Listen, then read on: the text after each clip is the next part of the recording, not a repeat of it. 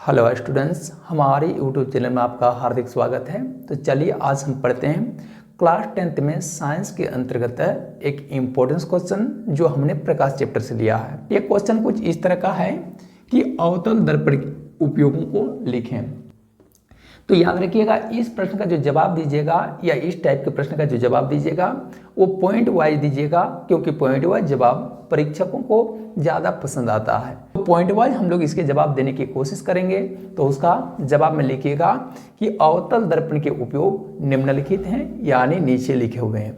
ठीक है, यहाँ पर हमने इसको 4 बिंदुओं के अंतर्गत जवाब देने की कोशिश की है। इसमें फर्स्ट बिंदु देखिए क्या है कि अवतल दर्पण के उपयोग के विषय में फर्स्ट बिंदु ये है कि अवतल दर्पण का उपयोग सौर भट्टियों में किया जाता है, यानी जहां पर सोलर पैनल के माध्यम से सूर्य से आने वाली समांतर प्रकाश किरणों को हम लोग क्या करते हैं कि उस अवतल दर्पण के फोकस पर केंद्रित करके संबंधित सौर ऊर्जा को विद्युतीय ऊर्जा में रूपांतरित करने का कार्य करते हैं, और उसका हम लोग घरेलू उपयोग के लिए या फिर फैक्ट्री या फिर विभिन्न औद्योगिक प्रतिष्ठानों के लिए उपयोग कर लेते हैं। ठीक है, तो याद रखिएगा, सौर भट्टियों में लगने वाला जो सोलर पैनल होता है उसमें बड़े बड़े अवतल दर्पण उपयोग किए जाते हैं, ताकि सूर्य से आने वाली समांतर प्रकाश किरणों को उसके फोकस पर केंद्रित कराकर अधिक से अधिक पैमाने पर सौर ऊर्जा संग्रहित किया जा सके, प्राप्त किया जा सके।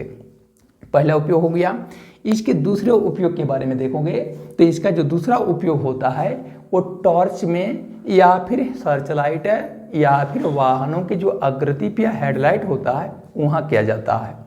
आप देखे होंगे कि घर में इस्तेमाल किए जाने वाले जो टॉर्च होते हैं या सर्च लाइट होते हैं या फिर गाड़ियों का जो हेडलाइट्स होता है, तो उसमें बल्ब के ठीक पिछले हिस्से मुख्य रूप से एक चमकता हुआ सतह होता है जो वास्तव में एक अवतल दर्पण का कार्य करने लगता है। तो याद रखिएगा, ऐसे जगहों पर अवतल दर्पण के उपयोग करने के पीछे का रहस्य ये होता है या कि हमें आगे एक समांतर और शक्तिशाली प्रकाश पुंज प्राप्त हो सके, जिससे आगे की वस्तुएं स्पष्ट रूप से दिखाई पड़े। तो ये उसका दूसरा उपयोग हो गया। इसके तीसरे उपयोग में आप ले सकते हो ENT के डक्टर। ENT कहने का मतलब है ईयर, नोज एंड टॉन्सिल। ठीक है, यानी नाक, कान और गले के डक्टर हमारे ऐसे अंगों के आंतरिक या भीतरी भागों का सीधा और बड़ा प्रतिबिंब प्राप्त करने के लिए अवतल दर्पण का ही उपयोग करते हैं। तो ये हो गया अवतल दर्पण का तीसरा उपयोग। अब हम लोग इसके अवतल दर्पण के चौथे उपयोग के बारे में जानेंगे। हम लोग केस अटवाने के लिए या फिर दाढ़ी बनाने के लिए किसी सैलून या पार्लर में जाते हैं, तो वहाँ सामने में एक दर्पण रखा होता है जो कि किसी भी व्यक्ति का बड़ा और सीधा प्रतिबिंब दिखाता है, जिसकी फोकस दूरी जो होती है वो थोड़ी अधिक रखी जाती है।